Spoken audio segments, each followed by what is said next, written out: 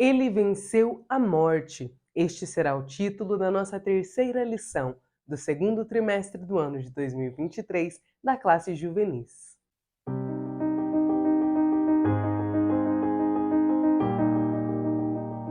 A paz do Senhor, querido aluno e professor da Escola Bíblica Dominical. Eu sou a irmã Damaris, sou professora da IBD, na congregação em que sirvo ao Senhor aqui na Assembleia de Deus em Curitiba. Hoje eu estou aqui para que nós possamos continuar a nossa meditação nesta revista em que nós estamos falando a respeito do que Cristo fez por nós e do que nós podemos fazer pelo reino dele. Então hoje nós iremos estudar sobre Jesus ter vencido a morte. Na semana passada nós estudamos sobre ele ter se feito sacrifício em nosso lugar. E hoje nós vamos estudar sobre a segunda parte do propósito, porque ele primeiro morreu por nós, mas depois ele ressuscitou, ele não continuou morto. Então, no dia 16 de abril, nós iremos estudar sobre Jesus vencer a morte. Eu já quero agradecer a compreensão dos irmãos, pedir perdão novamente. Eu coloquei aqui na comunidade do YouTube, mas se você me segue lá no Instagram, que está aqui em cima, você já sabe. Eu fiquei 2 semanas muito mal, completamente sem voz. Se os irmãos repararem, eu ainda estou falando de forma fanha, né? Ainda não estou 100%, mas foi por isso que as aulas atrasaram, que essa aula está subindo mais tarde. Eu tenho gravado 2 semanas antes, mas eu fiquei, como eu falei, 2 semanas ruim, então não consegui enviar esta aula antes. Peço perdão, agradeço a compreensão dos irmãos por a aula estar subindo um pouquinho atrasada, mas na semana que vem já estaremos com tudo normalizado por aqui. Dito isso, vamos para a nossa aula. O nosso versículo-chave está lá em 1 Coríntios, capítulo 15, versículo 14, e nos diz assim: E se Cristo não ressuscitou, logo é vã a nossa pregação, e também é vã a nossa fé.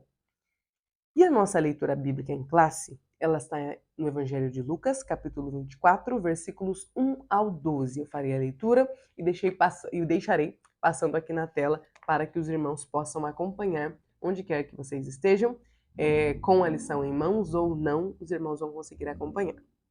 E no primeiro dia da semana, muito de madrugada, foram elas ao sepulcro, levando as especiarias que tinham preparado, e acharam a pedra do sepulcro removida. E entrando, não acharam o corpo do Senhor Jesus. E aconteceu que, estando elas perplexas a esse respeito, eis que pararam junto delas 2 varões com vestes resplandecentes. E, estando elas muito atemorizadas e abaixando o rosto para o chão, eles lhes disseram: Por que buscais o vivente entre os mortos? Não está aqui, mas ressuscitou. Lembrai-vos como vos falou estando ainda na Galiléia, dizendo: Convém que o Filho do Homem seja entregue nas mãos de homens pecadores e seja crucificado, e ao terceiro dia ressuscite. E lembraram-se das suas palavras. E voltando do sepulcro, anunciaram todas estas coisas aos 11 e a todos os demais. E eram Maria Madalena, e Joana, e Maria, mãe de Tiago, e as outras que com elas estavam, as que diziam estas coisas aos apóstolos. E as suas palavras lhes pareciam como desvario, e não as creram. Pedro, porém, levantando-se, correu ao sepulcro, e abaixando-se, viu só os lençóis ali postos, e retirou-se, admirando consigo aquele caso. Amém? Que leitura maravilhosa! Sabermos que o nosso Jesus ressuscitou. Os objetivos da nossa aula são os seguintes. Primeiro, mostrar a ressurreição no Antigo e Novo Testamentos. Segundo, compreender a natureza da ressurreição de Jesus. E terceiro, explicar a respeito das evidências da ressurreição de Jesus. Aqui no nosso primeiro tópico, o título é A Ressurreição no Antigo e Novo Testamentos. Então, ponto 1.1. Havia ressurreição no Antigo Testamento? O tema ressurreição, ele aparece na Bíblia só no que diz respeito a Jesus, ou antes de Jesus já haviam casos de ressurreição? É o que nós iremos estudar neste nosso primeiro subtópico. No Antigo Testamento, o povo de Deus já tinha conhecimento do milagre da ressurreição? A resposta é sim. Mediante o poder do Senhor, algumas pessoas foram trazidas à vida novamente. Veremos como um dos muitos exemplos a oração do profeta Elias em favor do filho de uma viúva que havia lhe ajudado. Contudo, é importante ressaltar que a doutrina da ressurreição era conhecida em parte pelo povo de Deus. No Antigo Testamento, as pessoas ainda não conheciam toda a obra redentiva de Jesus Cristo, a que nós conhecemos hoje. Podemos dizer que elas viam apenas alguns flashes. O texto bíblico de 1 Reis 17, 17 ao 24 diz que certo dia o filho desta mulher ficou muito doente e veio a falecer. A mulher ficou muito triste e lamentou com o profeta, dizendo: Por que Deus deixou meu filho morrer? Diante deste mal terrível chamado morte, muitas vezes nós agimos como esta mulher, perguntando o porquê, o motivo, a razão ao Senhor. Nós, seres humanos, temos uma inclinação ao questionamento, à dúvida. Nós não somos crentes, temos fé por natureza. Não é da nossa natureza crer, da nossa natureza é questionar. Então, quando nós estamos diante de uma adversidade, nós costumamos olhar para os céus e perguntar a Deus por quê. Muitas vezes, nem passa pela nossa cabeça de que Deus está nos tratando, Deus está trabalhando em nós, ou que às vezes não é nem um trabalhar específico de Deus, mas é a natureza, é a vida acontecendo. Às vezes uma pessoa simplesmente acontece um acidente, por isso o nome é acidente, acontece alguma coisa, uma pessoa perde a sua vida, ou acaba ficando paraplégica, tetraplégica, e às vezes nós olhamos para o céu e perguntamos, Deus, por quê? Quando a resposta poderia ser, por que não? Nós estamos no mundo e nós somos suscetíveis às dificuldades, às lutas, aos fracassos, às frustrações. Às vezes eu tenho eu fico pensando que, e aqui agora eu vou falar de mim, tá, irmãos? É, que eu tenho muita dificuldade em entender o quão humana e frágil eu sou e as pessoas que estão ao meu redor também. Então, às vezes, nós vemos alguns incidentes e nós falamos: onde estava Deus que não cuidou para que isso não acontecesse? Bom, Deus continua no mesmo lugar, mas nós estamos no mundo pecaminoso, com uma natureza decaída, e às vezes nós erramos, às vezes nós somos vítimas de situações cruéis, de pessoas maldosas, mas acontece. O Senhor não nos prometeu uma vida no mundo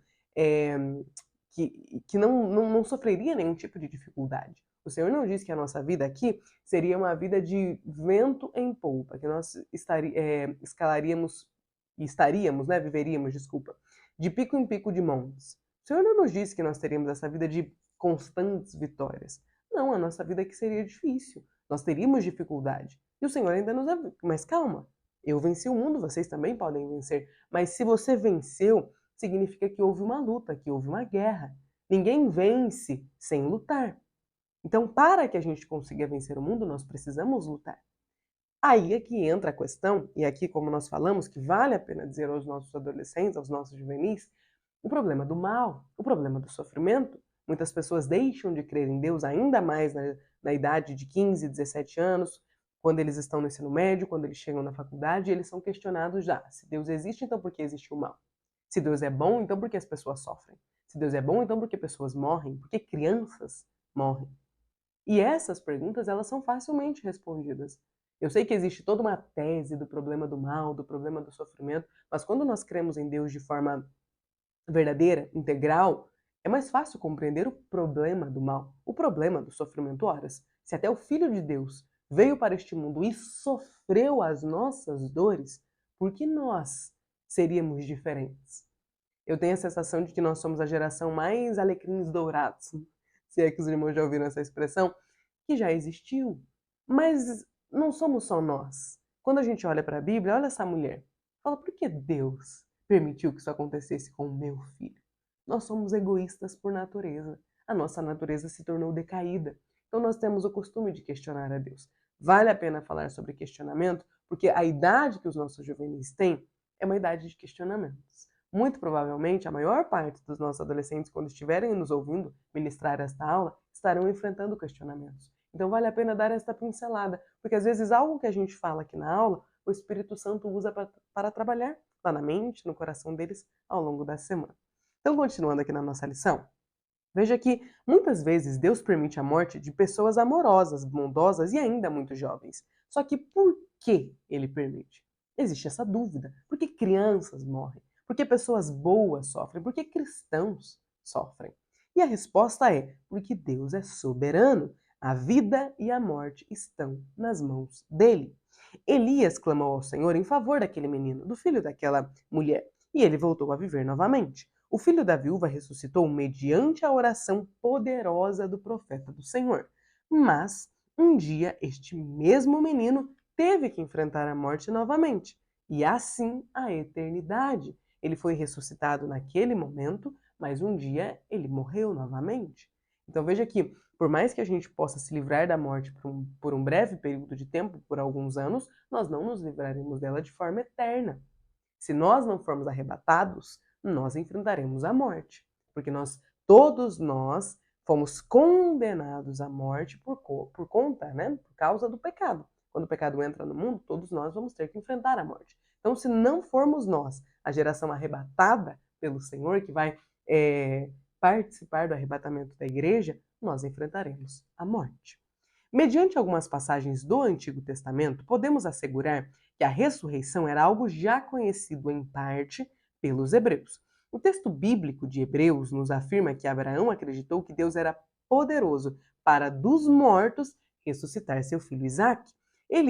Esta, na verdade, era uma das razões pelo fato dele não ter receio de oferecer seu filho ao Senhor, porque considerou que Deus era poderoso para até dos mortos o ressuscitar. Hebreus 11, 18. Então, agora que a gente já entendeu que no Antigo Testamento existia um entendimento, em parte, um pequeno entendimento a respeito da ressurreição, nós vamos para o nosso segundo subtópico, ver exemplos da ressurreição no Novo Testamento. Lá no Novo Testamento, também podemos ver o milagre da ressurreição acontecendo. Em seu ministério terreno, o Filho de Deus ressuscitou a filha de Jairo, um líder da sinagoga. A menina estava morta, mas Jesus, mediante o seu poder, lhe deu novamente a vida. Na cidade de Naim, Jesus também ficou muito comovido ao ver uma mãe chorando pela morte do seu único filho, sendo ela viúva. Ou seja, ela era uma mulher que não teria descendentes e que não tinha um homem para protegê-la, para garantir o seu sustento. Uma mulher viúva precisava ter filhos, porque senão ela estava suscetível às maiores dificuldades da vida ali dos hebreus. Então, quando esta mulher está perdendo o seu único filho, sendo ela já viúva, o desespero tomou conta dela. Mas Jesus estava passando por aquele caminho. E veja só, diante da dor da morte, Jesus demonstrou compaixão. Ele não foi indiferente. Aliás, Jesus nunca está indiferente às nossas dores. Então, ele manda parar o cortejo, toca no esquife e ordena ao jovem a retornar à vida. Jesus também ressuscitou seu amigo Lázaro, que estava morto há 4 dias. Havia uma crença entre os judeus de que até o 3º dia um morto poderia viver novamente. Para mostrar que tinha poder sobre a morte e não deixar dúvidas, Jesus chegou até o sepulcro de Lázaro depois de 4 dias e realizou um milagre. Tem um... Deixa eu me lembrar agora. Eu ouvi este exemplo. Um ex-ateu que se converteu. E ele fala que quando ele chegou diante de uma imagem que mostrava o sofrimento do rosto de Cristo, eu acredito que foi em Roma, ele pensou, realmente, Jesus só podia ser Deus. Ele falou, porque quando eu olho para outras imagens de outros deuses, e aí ele citou o Buda e alguns outros, ele fala, eles têm aquele rosto de alguém que não sofre, de alguém que está bem, de alguém zen, foi a expressão que ele utilizou. Ele falou, mas quando eu olho para a imagem, para o retrato de Jesus na cruz, sofrendo, morrendo, com muita dor, sendo castigado, ele falou, eu passo a acreditar que aquele homem só poderia mesmo ser Deus. Porque se Deus viesse ao mundo e ficasse indiferente às nossas dores e dificuldades, seria difícil acreditar que ele era um Deus e que ele era um Deus amoroso. Ele falou, agora quando eu olho para um Deus que diz que criou o homem à imagem e semelhança, estou citando as palavras dele, e ele sente dor e ele vem aqui, vive como nós, sente dor e morre. Ele falou, eu consigo acreditar que este homem era Deus, porque ele sentiu dor.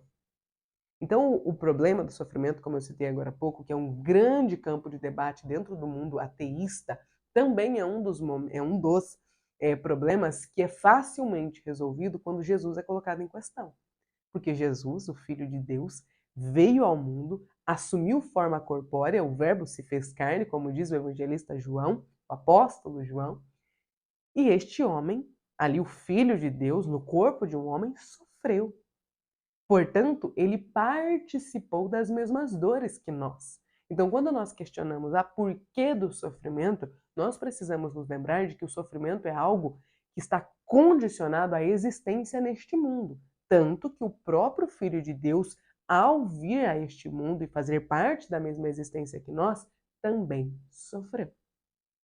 Vamos então para o nosso segundo tópico, a natureza da ressurreição de Jesus. 2:1 Criados para viver. Deus nos criou para a morte? Não. Como já é do seu conhecimento, o Todo-Poderoso não nos criou para morrer fisicamente. Então, como a morte entrou no mundo? Ela é uma consequência da queda. Depois do pecado, a morte passou para toda a humanidade. Contudo, a vida e a morte sempre estiveram debaixo da autoridade divina. Deus, na antiga aliança, deu vida aos mortos e revelou o seu poder. E Jesus, o Verbo que se fez carne, veio ao mundo para a nossa redenção. Ele morreu e ressuscitou para que tenhamos vida e vida eterna. Jesus venceu a morte e hoje, mediante a nossa fé nele, nós também podemos vencê-la. Amém? Aleluias! Ponto 2.2. Jesus ressuscitou com seu corpo físico. Existem muitas polêmicas a respeito da ressurreição de Jesus. Vale a pena prestar atenção nesta parte, porque como eu falei aos irmãos agora há pouco sobre a questão do problema do mal, a questão do problema dos ateus, esta revista ela é uma excelente oportunidade de nós ensinarmos aos nossos adolescentes, juvenis aqui, né, mesmo que de forma indireta, a respeito da apologética, da defesa da nossa fé. Existem, né, vários defensores de que Jesus não ressuscitou. Então, este segundo tópico do tópico 2, ele nos esclarece bastante a respeito deste questionamento. Por que eu estou dando este tópico, falando, né, a respeito de apologética, de defesa da fé, do problema do mal, do campo ateísta? Porque hoje nas nossas escolas e nas nossas universidades é muito forte esta corrente, esta defesa do ateísmo. É praticamente o único ponto aceito nas salas de aula. E os nossos adolescentes, eles precisam estar preparados para defender, para dar a causa da fé deles, assim como o apóstolo Pedro nos ensina. Estais sempre preparados para defender a causa, a razão da fé que vocês possuem. Então, esta fé, esta razão é a apologética, é a defesa da fé. Como nós podemos fazer a defesa da fé? Aprendendo no que é que nós cremos, como cremos, por que cremos. Então, aqui, nesta parte, eu acho importante nós falarmos sobre esta questão de que Jesus realmente ressuscitou e de que há provas disso. Então, veja só. Os soldados que estavam responsáveis por guardar o túmulo do Salvador receberam dinheiro das autoridades para mentir, dizendo que os seus discípulos furtaram o seu corpo enquanto eles dormiam. Por que houve esta preocupação? Se Jesus não ressuscitou, então por que pagar alguém para mentir? Está escrito lá em Mateus, capítulo 28, versículos 12 ao 15. Muitos, na atualidade, ainda insistem em criar polêmicas quanto à ressurreição do Filho de Deus. Estes muitos aqui incluem-se os professores dos nossos adolescentes. Grande parte defende o ateísmo. É por isso que os nossos adolescentes precisam estar bem amparados, precisam estar com a fé bem solidificada, para que eles não sejam presas fáceis na escola, na universidade. Então, segundo as Escrituras Sagradas, nós podemos afirmar que a ressurreição de Jesus foi física, literal e real. O próprio Jesus, depois de ressuscitar, afirmou aos seus discípulos: Vede as minhas mãos e os meus pés, que sou eu. Tocai-me e vede, pois um espírito não tem carne nem ossos, como vedes que eu tenho. Lucas 24:38. O Senhor Jesus ressuscitou com o mesmo corpo físico em que foi crucificado e sepultado.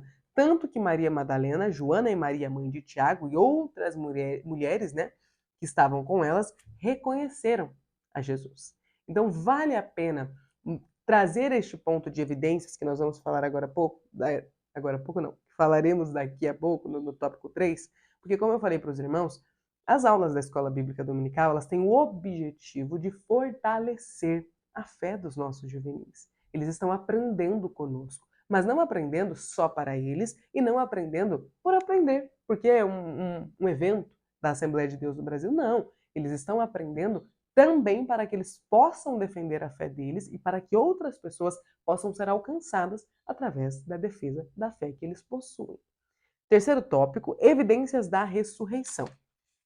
A ressurreição, 3:1, desculpa, ele ressuscitou. A ressurreição de Jesus ao terceiro dia depois de sua morte é parte da sua obra redentora que foi planejada pelo Pai ainda no Jardim do Éden. O texto de Gênesis 3:15, segundo a Bíblia de Estudo Pentecostal, contém a primeira promessa implícita do plano de Deus para a redenção do mundo. De todos os milagres do Novo Testamento, a ressurreição de Jesus Cristo é o milagre mais significativo. Se Cristo não tivesse ressuscitado, a nossa fé seria vã. Estaríamos vivendo uma farsa, mas graças a Deus que Cristo ressuscitou. Você sabia que antes do juízo final haverá também uma ressurreição? Sim, nesta ressurreição, os mortos que morreram sem Cristo voltarão à vida para que cada um receba a recompensa segundo tudo o que tiverem feito. É o chamado julgamento do grande trono branco.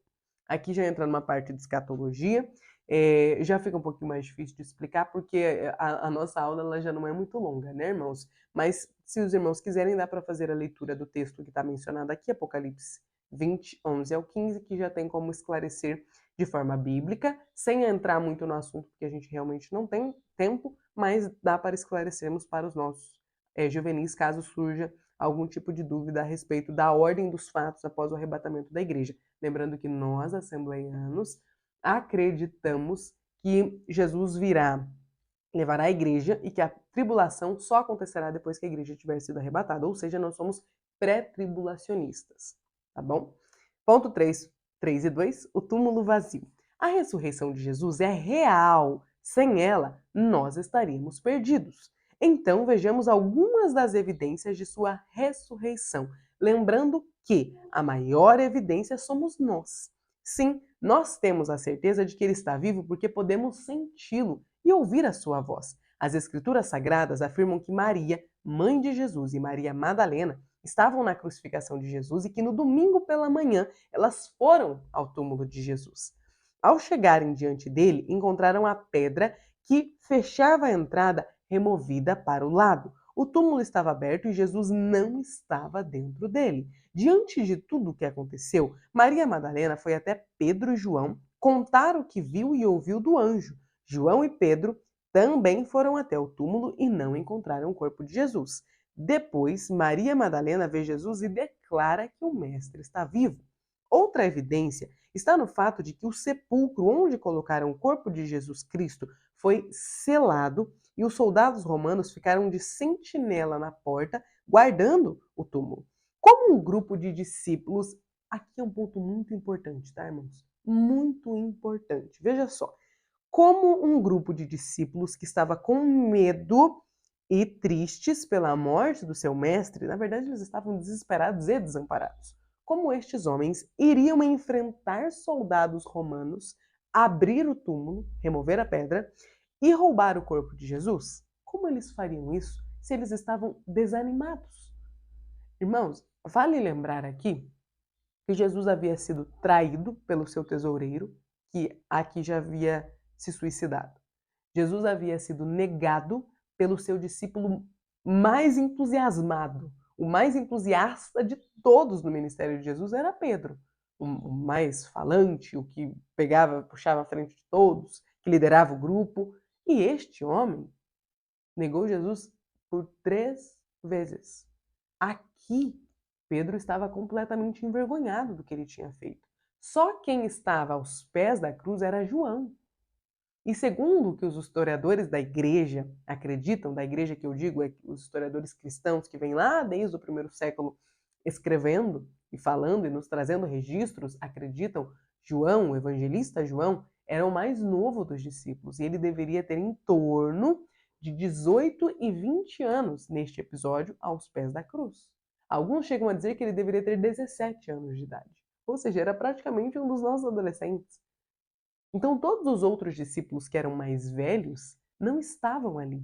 Se só João e as mulheres estavam ao pé da cruz, muito provavelmente, Se fosse para alguém roubar o corpo de Jesus, seria João e as mulheres. Como um adolescente e algumas mulheres enfrentaria os soldados romanos e conseguiria roubar o corpo de Jesus quando envolvia muito dinheiro a morte de Jesus. Lembrando que as pessoas mais importantes do âmbito religioso da época de Jesus desejavam a morte dele. Tanto que pagaram os soldados romanos para dizer que eles dormiram e vieram e levaram o corpo de Jesus. Ou seja, eles não dormiram.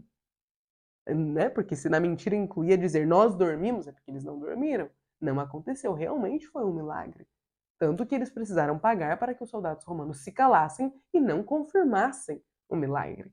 Então aqui nós começamos a ter algumas evidências. E grande parte das evidências está no próprio fato de que quem é que tiraria Jesus de lá, sendo que os seus próprios discípulos estavam atemorizados. O fato para eles de Jesus morrer não estava nos planos deles, né? Jesus já tinha falado que morreria, mas eles não entendiam o que Jesus queria dizer. Lembrando que a maior parte dos discípulos acreditava que o ministério de Jesus era político, não espiritual. Eles acreditavam que Jesus iria conseguir livrá-los guerreando contra Roma, livrá-los do jugo romano, da alta carga de impostos que eles tinham que pagar aos romanos. Então, irmãos, não era possível que estes homens que estavam tão atemorizados, eu diria que mais, eu diria que aterrorizados, porque mataram Jesus, então, será que logo chegariam neles, que eram discípulos, que estavam sempre com Jesus? Então, eles provavelmente estavam temendo pela própria vida. Não tinha como estes homens roubarem o corpo de Jesus. Aqui para nós encerrarmos, lembrando que antes de sua crucificação, Pedro negou conhecer Jesus e todos o abandonaram com medo dos romanos e dos anciões do povo judeu. Então, como eu falei, existia toda uma movimentação em volta do episódio crucificação de Jesus. Não foi só Jesus crucificado e acabou, todo mundo foi embora, não. Tanto que aqui no nosso subsídio, eu fiz aqui algumas anotações para que pudesse falar aos irmãos, veja só. Os fariseus tinham tanto medo das profecias de Jesus sobre a sua ressurreição, que eles se certificaram de que o local da sepultura estivesse completamente lacrado e guardado pelos soldados romanos. Como a sepultura era lavrada em uma rocha, ao lado de uma colina, havia apenas uma entrada, que foi lacrada com uma rocha, rolada até ali com a ajuda de uma corda. As extremidades dessa corda foram lacradas com barro, mas os líderes religiosos tiveram um cuidado adicional. Eles pediram que fossem colocados guardas na entrada do sepulcro. Com tantas preocupações, a única maneira de o corpo de Jesus sair da sepultura seria por meio da ressurreição de Jesus.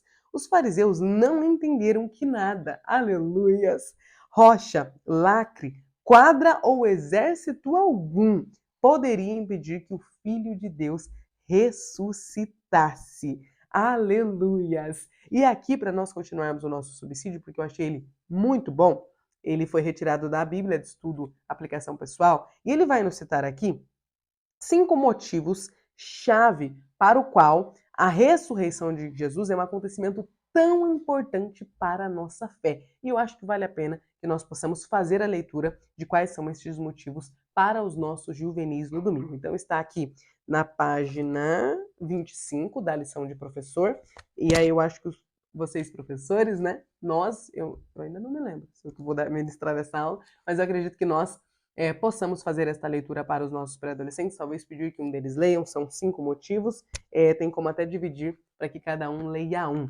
Porque é muito importante que eles saiam dessa aula sabendo por que Jesus ressuscitar era tão importante. É muito importante também, falei importante 2 vezes, mas que eles saiam dessa aula entendendo quais são as evidências de que Jesus ressuscitou e conseguindo pensar no contexto no qual Jesus estava inserido quando morreu. Não era um grupo de entusiastas do ministério de Jesus que estavam ali dispostos a enfrentar tudo e todos para fazer com que Jesus não morresse. Né? Eles tinham ali toda uma multidão. Irmãos, lembrem-se de que quando Pilatos pergunta quem vocês querem que eu solte para a comemoração, era a celebração de Páscoa, quando Jesus morreu. A Páscoa aqui, lembrando, né, a Pessá, tem aquela expressão hebraica, eu deixo aqui como se escreve, mas como se fala, realmente não sei.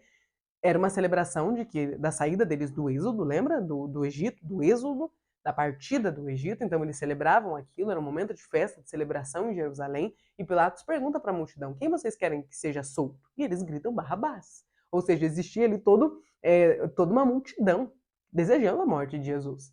Sendo assim, eu acho bastante importante que nós, professores, tenhamos o cuidado de fazer com que os nossos adolescentes pensem, reflitam a respeito de tudo que envolvia a ressurreição de Jesus, para que eles não sejam levados a acreditar quando as dúvidas forem tentarem, né, implantar dúvidas na cabeça deles para literalmente combater a fé deles na sala de aula, para que eles pensem em tudo que envolvia o momento ali da crucificação de Jesus. Porque assim, irmãos, eu acho que nós, professores da EBD, precisamos ter um cuidado de lembrarmos sempre de que não é só uma aula. Não são só alguns adolescentes que vêm ali e aprendem, né? A gente dá aula e acabou. Não é algo protocolar. Nós estamos ajudando a fundamentar a fé dos nossos adolescentes. E eles estão sob constante ataque.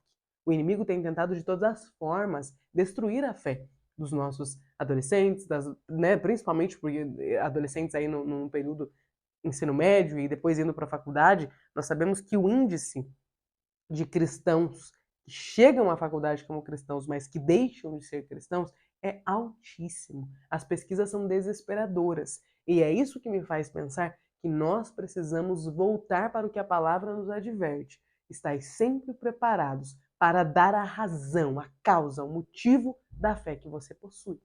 Então, nós, professores da EBD, precisamos sim pensar na apologética, pensar nos motivos pelos quais envolvem, né, ali a fé dos nossos adolescentes. Quais são os motivos que vão fazer, que vão ajudar com que a fé deles permaneça em pé quando eles estiverem numa sala de aula lotada de pessoas que se declaram ateias, de pessoas que falam, eu acredito na ciência, como se a ciência fosse uma religião, e que ridicularizam a fé.